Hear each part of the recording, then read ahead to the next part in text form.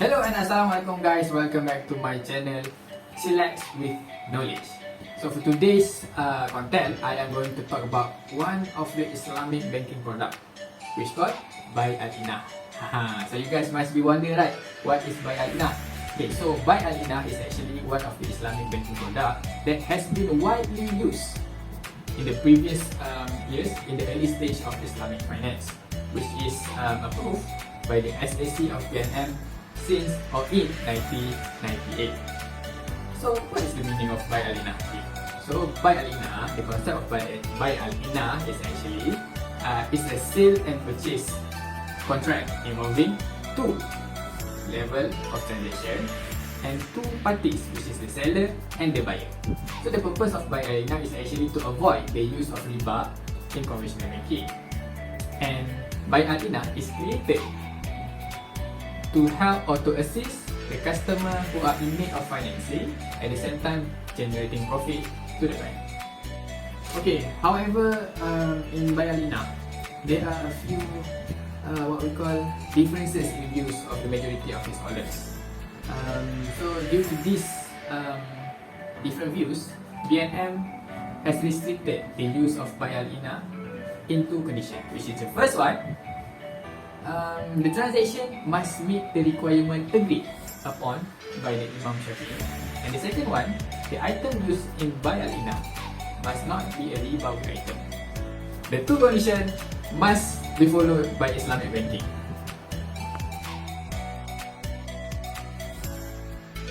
So, what are the law says about this concept? Is there any legal requirement stated by BNM? Let's check it out. Of course it does. These requirements of this contract is specified pursuant to Section 29 in the bracket 1 of the Islamic Financial Service Act, or IFSA 2013.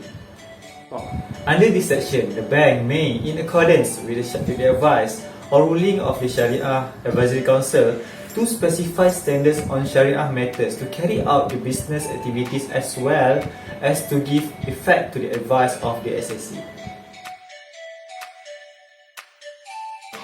That one is the legal requirement. But what about the Shariah requirement? Okay, Shariah requirement is also underlined by Bank Negara Malaysia, which is to ensure that the product is fully aligned with the Shariah law.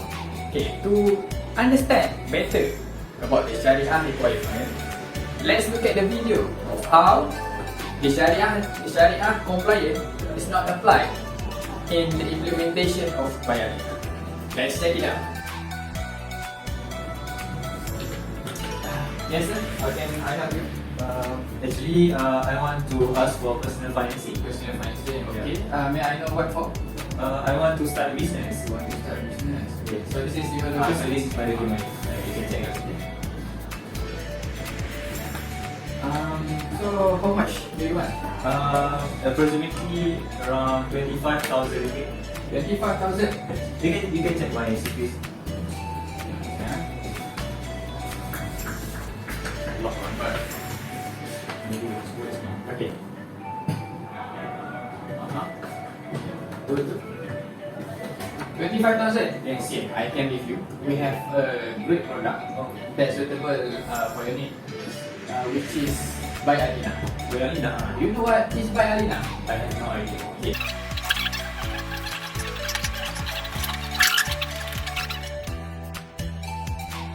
Okay, so do you agree? Yes, I agree. Okay, if you agree, you must promise to me that you will resell it back the asset that I sell it to you in the first place. So, we sell this again. Yes, promise? Yeah, promise.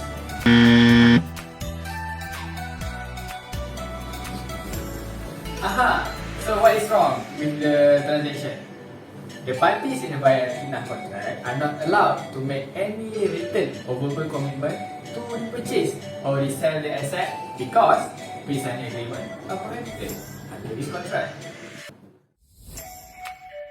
So if you promise, this is your contract, you just need to sign it here. But sir, if I'm not mistaken, Buy Al-Inah requires two separate contracts, right? Yes, but for the sake of time consuming, I already put it all together in one contract. Don't worry, the agreement here, inshallah, I will ease you and you will ease me. No problem. This is wrong because the execution of two agreements must be done separately and independently from one another. So, do you agree? Yes, I agree. Okay, if you agree, yeah. Okay, this is the contract, this is the first contract, this is the second contract. So you just need to sign it up. So, which contract do I need to sign first? Up to you, you can sign this one first or this one first. It doesn't matter. Okay.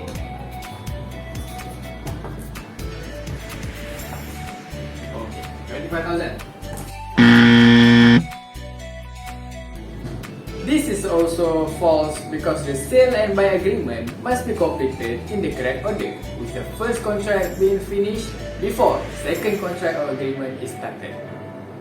And lastly, the asset traded in buy arena must be Shariah compliant, valuable, measurable, and deliverable, as well as must be owned by the seller. Okay, I have a question for you guys. How many Islamic financial institutions are there in Malaysia? 10. Wrong. 12. Wrong. So? So, there are 18 Islamic financial institutions in Malaysia. And out of 18, there are only 4 Islamic financial institutions that are still using buy and Inah concept. Oh. What are they? CIMB, OCBC, Public Bank, and MBank.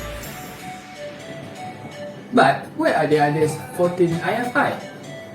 They are not using buy and Inah anymore because they are using alternative contract, which are tawaruk for personal financing or musyarakah mutanafisah for financing.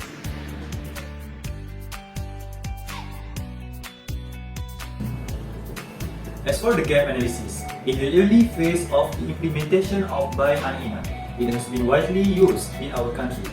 However, due to the high cost incurred in the operational of the product and also some criticism and controversial, it makes the product unrelevant and slowly disappeared in financial industry. Also, with some issue of mu'ahad and sequence of the agreement by the parties, many financial institutions diminish the product and go for other alternatives like tawaruk and also musyarakah mutanafisah.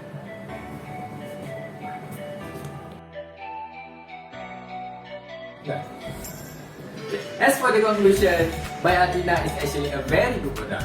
Why? Because the creation itself is used to avoid Muslims from taking riba from conventional bank. However, due to the differences in views and also some criticism from ulama, it makes buy and Inah to be unrelevant in today's Islamic financial industry. Moreover, there are some other products like tawaruk and musyarakah mutanafisah that can be used as an alternative for buy and Inah. So I think that's all from us. Thank you. Assalamualaikum warahmatullahi wabarakatuh.